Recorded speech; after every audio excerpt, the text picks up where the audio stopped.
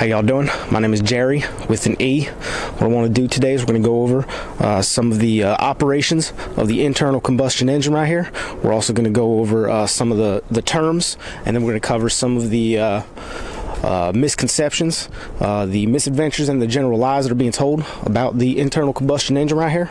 All right, I'm also going to give you a tip how you can double, if not at least triple, your engine's horsepower. We'll get into that term in a minute. Let's go over first off exactly how these things work. They're actually very simple. They've been made more complicated over the years for no reason, but we're going to get into it right now. Now, as many of you all may know, the internal combustion engine is in fact run on fossil fuels. All right, now what that is that's just a fancy term right there for is liquefied dinosaurs is what it is. After hundreds of years sitting underneath the ground, the dinosaurs, they liquefied down, and what happens is all their power gets concentrated into a kind of Dino Juice. All right, and that's what we run our internal combustion engines on, is this Dino Juice. Okay, so back here at the rear of the vehicle, you're gonna have a port, a little inlet where you will input your Dino Juice right into the vehicle there. It's then stored in a tank down there. You got some tubes.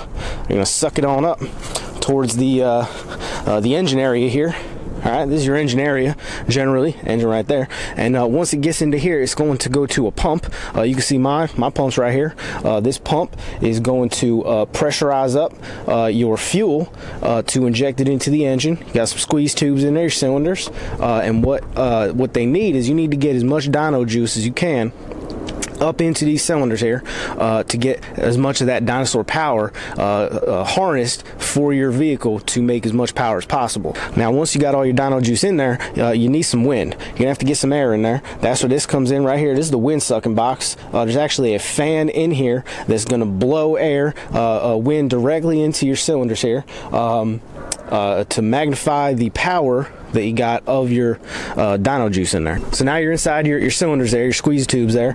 You got your liquefied dinosaurs. You got your wind sucked in there. You got to hit it with some lightning now. All right, so you got your sparking plugs. What they are, basically, you got one in each cylinder there. They're basically like little grill ladders. A little flame comes out, so you got your Dino Juice in there. You got your wind pushed in there. You got your Dino Juice down here, and then your wind's at the top of the cylinder there. That little flame's gonna shoot out when it hits the top of that Dino Juice there. Boom, whole thing explodes. She gone.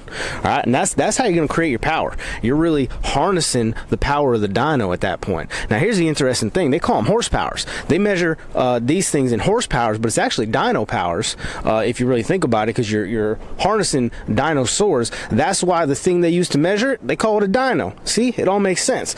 So the horsepower thing, that's a misnomer. I'm not sure who put that on there, but that don't make no sense. The dyno power's what we're going to be talking about. Now, once you got your explosion happen down there in your suck tubes and your squeeze tubes, it all is going to get blown out. All you're left with then is burnt up Dino Juice. It's all going to get blown out the back of the vehicle. All right, it's going to evaporate up into the atmosphere, and then the next time it rains, it'll fall back down to earth onto the ground here, and it re-liquefies into more Dino Juice, where we can go and collect it again and get it and for next use. Now, basically, I'm here to tell you that's all you need for an internal combustion engine to work. That's all. The rest of this is all incredibly unnecessary. This guy right here, unnecessary. This guy right here, unnecessary. Unnecessary. I don't even know what all that is. I'm telling you, it's unnecessary. All right, it's put there. And what it's doing is it's limiting the amount of dyno powers you can actually pull out of an engine like this. So here's what I'm going to tell you to do. All right, and this is a little tip you can take to the bank. You just want to start unplugging as much as you can. Yep, anytime you see a wire, you got to assume that's unnecessary. You just start unplugging them, you pull out as many as you can, all right? And then what you're going to do is you're going to reclaim some of them dyno powers that are currently being lost on, you know, smog regulations and other systems. Ain't nobody know what any of this stuff is, all right? It was just put there by God knows who, probably Elon Musk, trying to taint the good name of the internal combustion engine.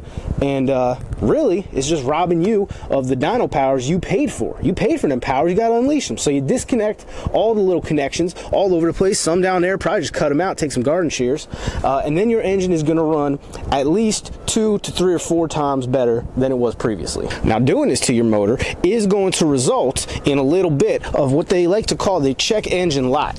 All right, now I'm here to tell you, check engine light is a misunderstanding. All right, what that light is there for, what is put there by the OEM manufacturer, is say, hey man, check out how good my engine's running. All right, you want that light on, you need it, is what you really need. You need it, and I'm not sure our grandfathers knew that, but I'm not sure how we forgot, but I'm here to remind y'all, you need it. So I'm just out here today, I'm trying to raise awareness. All right, I'm trying to make people understand how exactly an internal combustion engine works, so that you can see just how simple it is. All right, just how simple. You got all these folks on YouTube trying to make it way more complicated. At the end of the day, you bring in the dyno sauce, you mix it with the wind, you hit it with some lightning, you blow it out the back, and you wait for everything to return itself.